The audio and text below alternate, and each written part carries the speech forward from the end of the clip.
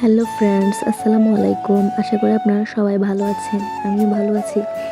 আজকে আমি আপনাদের সাথে শেয়ার করতে যাচ্ছি একটা মিনি ব্লগ।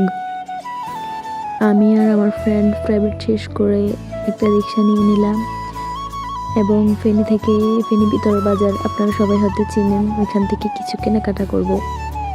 বিশেষ করে আমার ফ্রেন্ড হিজাব নিবে, দেন আমি ঘড়ি নিব, জুতা নিব। দেখি কেন জানি না আমার রিক্সা অনেক ভালো লাগে। রিক্সায় উঠতে আমার মন ভালো হয়ে যায়। ফেনীতে গেলে আমি রিক্সায় উঠি, আমার কাছে অনেক ভালো লাগে। এরপর রিক্সাওয়ালা মামা আস্তে আস্তে নিয়ে গেল আমাদেরকে। দেন আমি আর আমার ফ্রেন্ড মিলে ভিডিও করতেছি, দুষ্টামি করতেছি।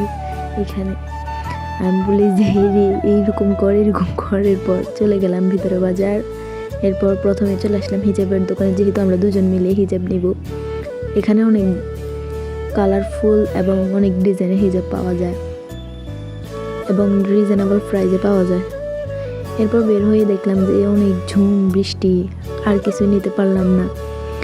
দেন আমি আর আমার ফ্রেন্ড চলে গেলাম বাহিরে। এরপর আমাদের ফেনী আসলে তো বেলপুরি খাওয়াই লাগে। দেন বেলপুরি নিলাম, খেলাম। আশা করি আমার ভিডিওটা ভালো লাগছে। আসসালামু আলাইকুম গাইস।